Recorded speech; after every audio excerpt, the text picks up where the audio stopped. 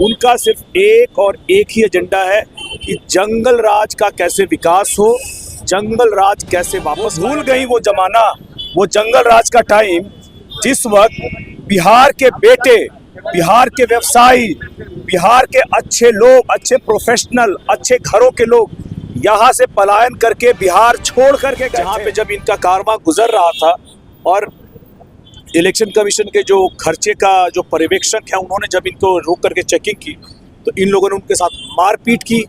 मारपीट ही नहीं की, इन्होंने उनके उपकरण साइड में जो है नेतागण है यहाँ आ करके वादे कर रहे हैं, खोखले वादे कर रहे हैं, धरातल पे तो दिखाने के लिए उनके पास मैं क्या ही कहूँ। उन्होंने तो जमुई जिले के विकास दर को नीति आयोग में पहले स्थान पे ला दिया है, लगातार प्रचार कर रहे हैं। लेकिन हमारे जो स्पेक्ट्रम है नेताओं की, हमारे यहाँ जो स्पेक्ट्रम है नेताओं की, वो उनसे बहुत ज़्यादा है।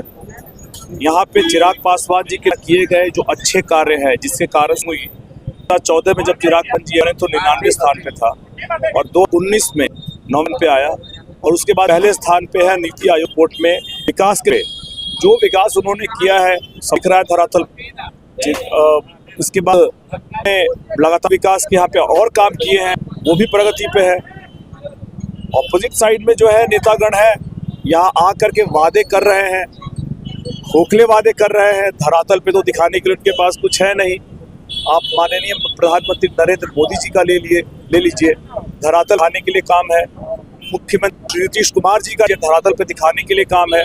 चिराग पासवान जी का मैं क्या ही कहूँ, उन्होंने तो जमुई जिले के विकास दर को नीति आयोग में पहले स्थान पे ला दिया है। केंद्रीय विद्यालय है, पैरा में मेडिकल कॉलेज है, FCI का ऑफिस है, पासपोर्ट है, 3000 करोड़ का रेलवे का प्रोजेक्ट है, झाझा से चढ़ का कटोरिया रेल। तो उन्होंने हर काम किया है जो उनसे हो पाया है और उसी काम की जो उन्होंने खींची है वहीं से हमें आगे लेकर के जाए। धरातल पे काम है, दिख रहा है। दूसरी तरफ और सिर्फ खोखले वादे हैं, झूठे वादे, बरगलाने वाले सारे काम कर रहे हैं। उनका सिर्फ एक और एक ही एजेंडा है कि जंगल राज का कैसे विकास हो, जंगल राज कैसे वापस लाया जाए।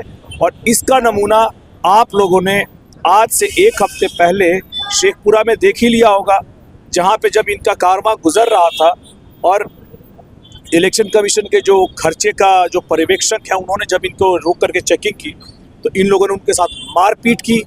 मारपीट ही नहीं की, इन्होंने उनके उपकरण तोड़ डाले, सरकारी काम में बाधा पहुंचाया। तो आप ये बताइए कि किस विकास की बात कर रही हैं प्रतिद्वंदी? क्या जंगल राज के विकास की बात कर रही हैं? कौन सा विकास देना चाहिए? उनसे जानना चाहिए कि उनका रोल क्या है विकास।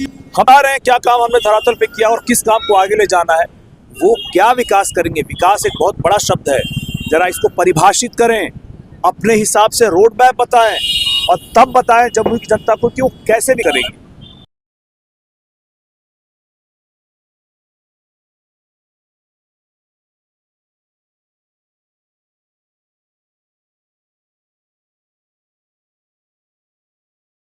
अभी यहाँ पे एक चीज आपके जो अपोजिट साइड में है अर्चना रविदास या अन्य हैं, उनके द्वारा कहा जाता है क्या ये बाहर से आए हैं, हेलीकॉप्टर से आए हैं और हेलीकॉप्टर से उड़ जाएंगे, क्या कुछ कहिए। देखिए, उनसे ये उनको पूछिए कि क्या उनको राजनीतिक भूलने की बीमारी है क्या? उनको राजनीतिक भूलने की बीमारी है। वो भूल गई वो जमाना, वो जंगल राज का टाइम जिस वक्त बिहार के बेटे, बिहार के व्यवसायी, बिहार के अच्छे लोग, अच्छे प्रोफेशनल, अच्छे घरों के लोग यहाँ से पलायन करके बिहार छोड़ करके गए थे। हमारे लिए तो दोहरी मार पड़ी कि जब यहाँ से एक तो घर छोड़ के जाना पड़ा और बाहर गए तो बिहारी है, बिहारी है, बिहारी कहलाएं। और जब हम वापस आकर के काम करना चाहते हैं तो यही लोग बोल रहे हैं कि बाहरी है, बाहरी है। अरे पहले बाहर करो, बाहर गाली खिलवाओ और वापस आए तो बोलो बाहरी है। ये तो दोहरा मापदंड है, उनको अपना मापदंड सही करना चाहिए। बिहार का बेटा होगा, चाहे वो कहीं भी रहेगा, इंग्लैंड में भी रहेगा ना तो बिहार का बेटा बिहार में का बेटा ही रहेगा। वो वहाँ भी छठ करता है, वो अपने दोस्तों को याद करता है, वो चौक चौराहे को याद करता है, वो अपने मंदिरों को याद करता है जहाँ मंडली लगती थी, वो उस बरगद की छांव को याद करता है। जहां वो दोस्तों के साथ बैठा करता था या अपने बुजुर्गों से उनसे उपदेश लिया करता था।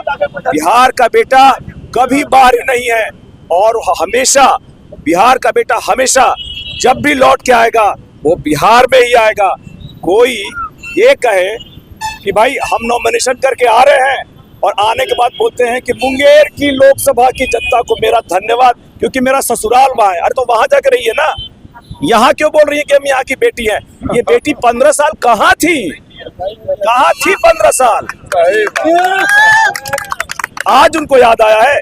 चिराग पासवान जी जब से यहाँ एमपी हैं, हम तब से आ रहे हैं, लगातार काम कर रहे हैं। जब उनकी पार्टी टूटी, परिवार टूटा, तो ग्राउंड जीरो से हम लोगों ने खड़ा किया। मेरे साथ मोतीउल्लाह जी हैं, जीवन जी हैं, आप सबसे पूछिए, शिबू जी हैं। हम लोगों ने लड़ करके जमुई की जनता से के आशीर्वाद से, हाजीपुर की जनता के आशीर्वाद से पार्टी को जीरो से खड़ा किया। हमें पता है कि इसमें कितनी मेहनत लगती है और कितने लोगों का आशीर्वाद लगता है। हर काम कैमरे पे आके नहीं कहा जाता, नहीं किया जाता, पर्दे के पीछे भी किया जाता है। ये जितने भी आप हमारे देख रहे हैं सब हमारे सिपाही हैं जो हम लोग साथ लग करके काम किए। जब सक्रिय चुनावी राजनीति की बात आई तो इसमें पार्टी की अपनी प्रक्रिया होती है। इस प्रक्रिया में नाम नीचे से उठकर ऊपर आता है, जिसमें मैं अपने आप को सौभाग्यशाली मानता हूं कि सब लोगों के सहयोग से, सपोर्ट से मेरा नाम ऊपर आया और तब मैं यहाँ का उम्मीदवार बना। इसीलिए मैं कहता हूँ बिहार का बेटा है। वो अगर बाहर पढ़ने जाएगा तो इसमें पति पत्नी की गलती है। जंगल राज में खाली चरवाहा विद्यालय बनवाए। बिहार का बेटा अगर बाहर नौकरी करने जाएगा तो पलायन करने पे मजबूर ही उन्होंने किया था। एक ना एक दिन तो वापस आएगा ना, उसको आप बाहरी कहिएगा? बताइए, बाहरी नहीं ना कहेंगे? फिर ये बाहरी और भीतरी की परिभाषा क्या है, उनसे जरा पूछा जाए। शिबू अंकल, क्या लग रहा है, रिकॉर्ड टूटेगा? एकदम बिल्कुल। अब की बार 5 लाख पार। ये जनता जनार्दन आपको दिख रही है, जनता को थोड़ा दिखाइए। ये हर व्यक्ति का, एक एक बच्चे, बूढ़े, जवान, बुजुर्ग, एक एक व्यक्ति के मुंह से ये आवाज आ रही है, अब की बार 5 लाख पार। और इसको कोई माई का लाल नहीं रोक सकता है। हम क्रांतिकारी हैं, क्रांतिकारी साथी हैं, मेरे पीछे ये लोग खड़े हैं, इसलिए अब की बार 5 लाख पार। जिलाध्यक्ष है, अभी आपके ऊपर कंधे पे बहुत सारी जिम्मेदारी है, कैसे देखिएगा? देखिए, हम बड़े खुशनसीब हैं कि माननीय सांसद चिराग पासवान जी ने जम्मू की जनता को जो प्यार, शौहरत और परियोजना को, बड़ी बड़ी परियोजना को चौमुखी विकास किया। और आज वहाँ अपने जम्मू में ऐसे पढ़े लिखे इंसान जिनकी राजनीतिक विरासत रही है, इनकी मां विधान परिषद से लेकर कई विधानसभा में कई इन्होंने राजनीतिक पहचान बने हैं। और आपने देखा, ये जब बोलते हैं तो लोग कहता है कि अरुण भारती नहीं बोल रहे, पूरा लोकसभा जमुई बोल रहा है। मैं विश्वास दिलाता हूँ पूरे लोकसभा जम्मू में आंधी है। लोग इतना उत्साहित हैं कि लोग 19 तारीख को सवेरे से लेकर अरुण एनडीए प्रत्याशी अरुण भारती जी के पक्ष में 2 नंबर पर हेलीकॉप्टर छाप पर बटन दबाकर इन्हें अब की बार 5 लाख बार जो नारा दिया है जम्मू की जनता, वो रिकॉर्ड हाजीपुर का तोड़ने जा रहा है।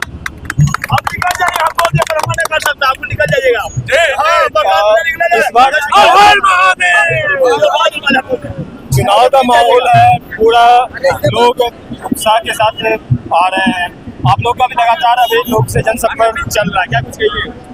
जहाँ भी हमारे एनडीए के उम्मीदवार आदरणीय श्री अरुण भारती जी जा रहे हैं, एक जन सैलाब इनके साथ चल रहा है, बिना किसी स्वार्थ का। बस एक ही स्वार्थ है कि हमारे जो परम आदरणीय नरेंद्र मोदी जी को वहाँ फिर से बिठाना है।